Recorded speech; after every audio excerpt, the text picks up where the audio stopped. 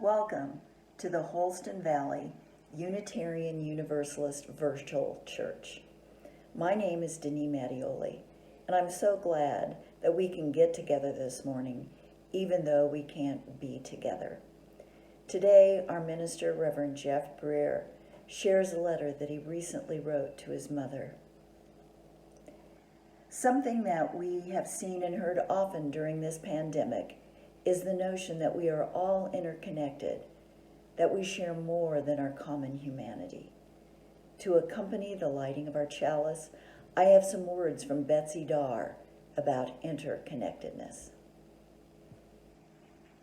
May the light of this chalice give light and warmth to our community when we are joyful and when we despair. And may we feel the warmth spread from our circle to wider and wider circles until all know they belong to the one circle of life. Despite the atrocities of slavery, African Americans developed a strong spiritual tradition that included dance, song, and religious impulses. The choir honors that tradition with the virtual interpretation of This Little Light of Mine.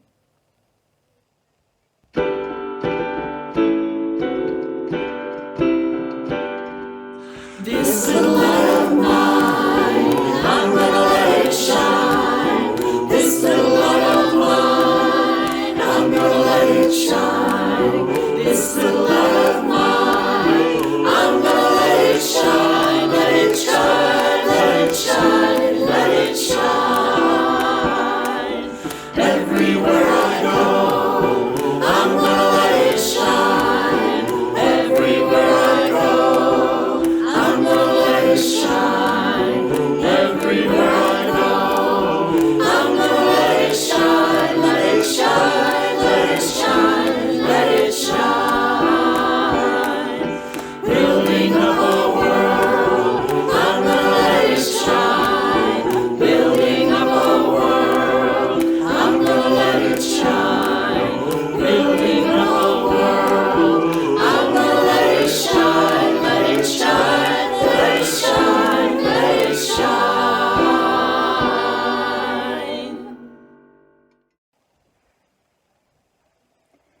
We will sing Loving Kindness next. Please light a candle to dispel the darkness, to honor someone, an event, or bring light to a memory.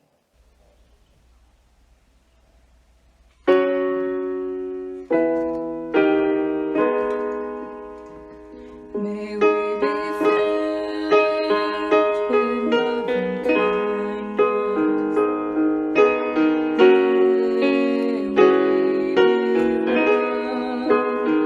May we be filled with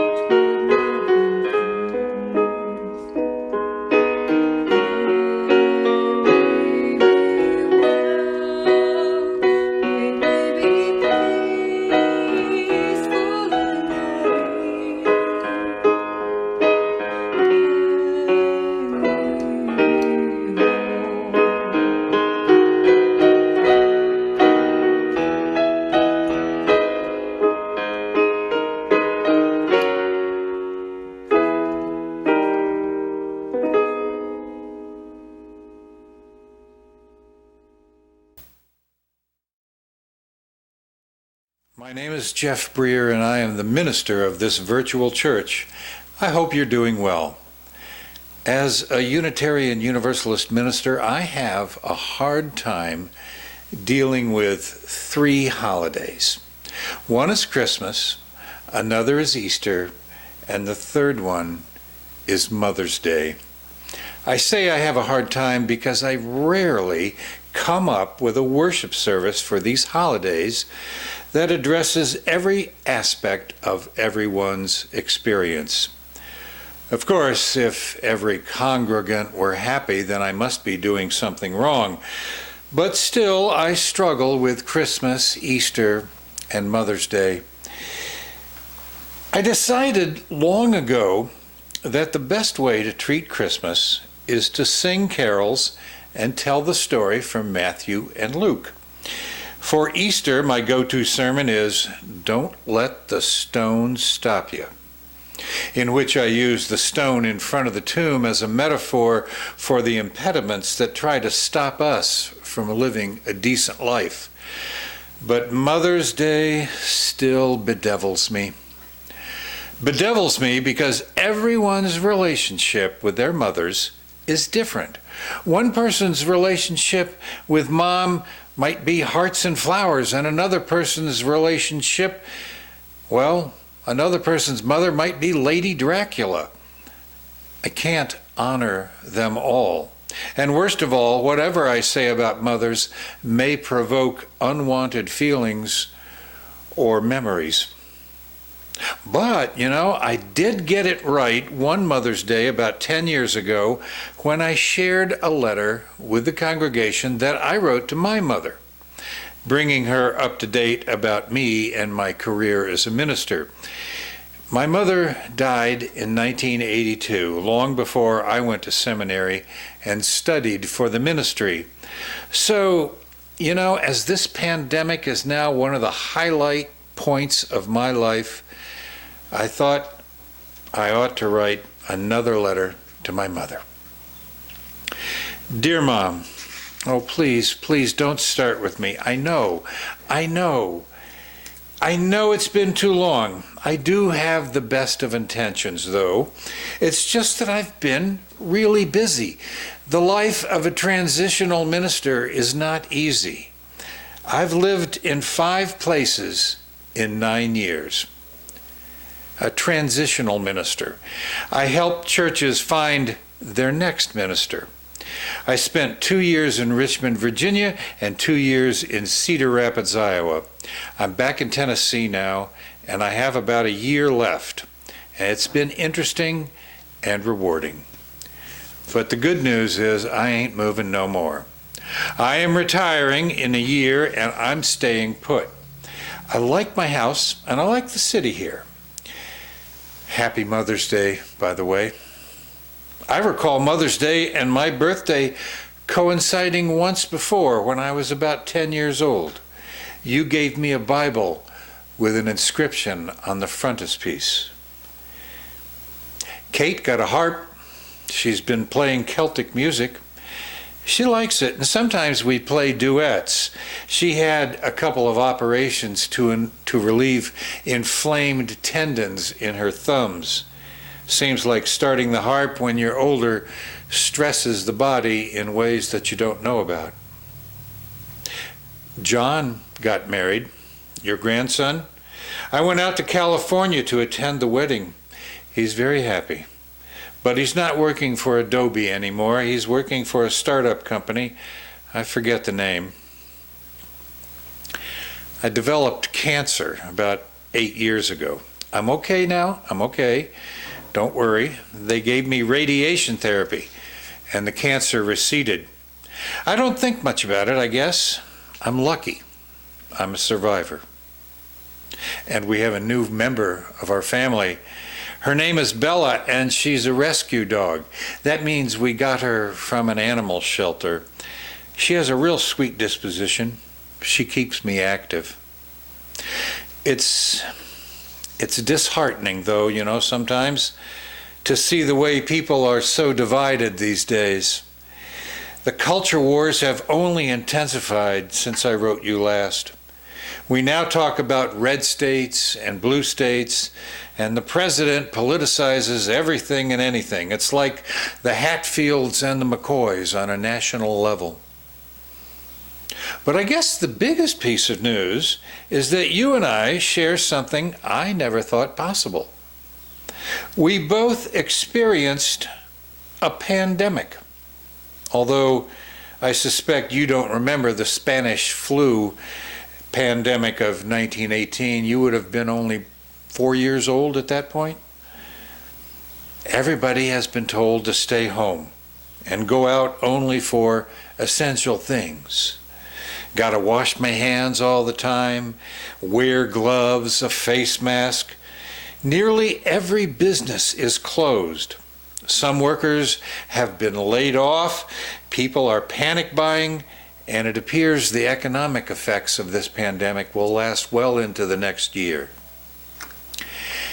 It's a virus that apparently jumped from animals to humans in China and spread from there. It's hard to detect the virus because it lies dormant for a couple of weeks before it begins to affect people. So in the early stages of the pandemic, people felt fine and they weren't protecting themselves. It is extremely contagious, although it affects people differently. Some people don't get sick, some are very uncomfortable, and nearly 70,000 Americans have died of this virus. People are scared, and I'm one of them, sometimes. Although the governor has begun to relax his stay-at-home orders, I sense that business owners and the general public are still apprehensive about returning to normal. Actually, we can't return to normal. We will have to discover a new normal, and no one knows what that will be. The people who attend my church have been good at adapting to a virtual church, but they're getting real tired of it. I can tell. They want to see their friends again. I hope that we can be together soon. Look, I should get to work on my sermon for next week. I'll write again soon, okay? I really will. I promise. Love, Jeff. I'd like to finish with these words of Clyde Grubbs, a Unitarian Universalist minister. Source of life, we have been given time to measure our days.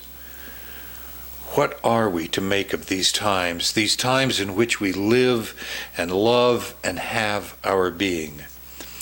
The road of history has been long, full of both hope and disappointment.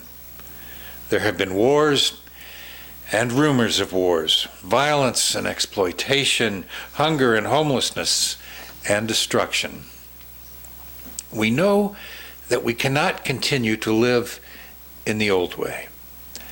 We must make a change, seek a new way, a way leading toward peace, with justice, and with a healthy planet. Creative Spirit, you have given us a vision for the good, and we yearn for a new way. But where are we to find the courage to work for this new beginning? We wonder what is required of us. We think of the women and the men who gave voice to unpopular opinion, who made personal sacrifices, sometimes their lives, for the sake of justice. May we be inspired and renewed by the courage of these witnesses. Let them empower us as we work for this vision. So may it be.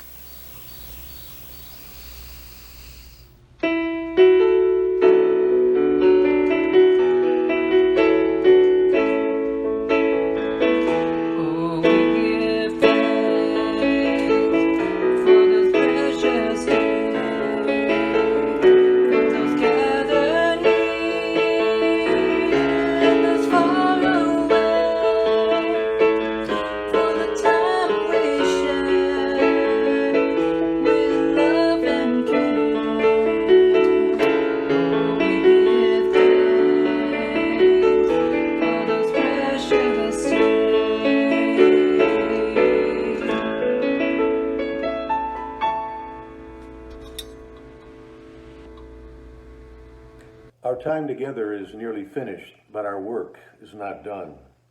May our spirits be renewed and our resolve strengthened as we meet the challenges of the week to come. Please help me close this service now. We extinguish this flame but not the light of truth, the warmth of community, or the fire of commitment. These we carry in our hearts and share with all the world. My name is Charlie, and I'm happy that we could get together today. Thanks for joining us, and please come back whenever you like. We will post another virtual church service next Sunday. I hope to chat with you during our virtual coffee hour, beginning at 11:30. You can find the link on our website, hvuuc.org, under the News and Events tab. Please contact the minister or the caring team if you or someone you know needs help during this time. To close today's service, we hope you enjoy Mother by Casey Musgrave. Ann Johnson would like to dedicate this to her mother, Barbara Dunlap, in Waynesboro, Pennsylvania. And as you make your way through this week, remember these words: you are good, you are loved. We all need a little work, and we're all in this together. And nothing's left to say but, yay, virtual church. Bursting with empathy, I'm feeling everything. It's the weight of the world upon my shoulders. Hope my tears don't freak you out, they just keep on coming out. It's the music in me and all of the colors. Wish we didn't live so far from each other. I'm just sitting here thinking about the time that's slipping and missing my mother.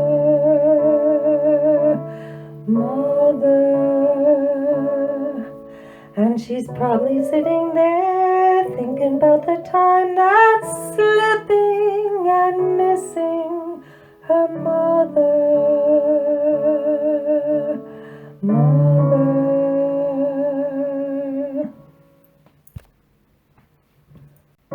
Bursting with empathy, I'm feeling everything. It's the weight of the world on my shoulders. Hope my tears don't freak you out, they're just kinda coming out. It's the music in me and all of the color. Wish we didn't live so far from each other. I'm just sitting here thinking about the time that's slipping and missing my mother.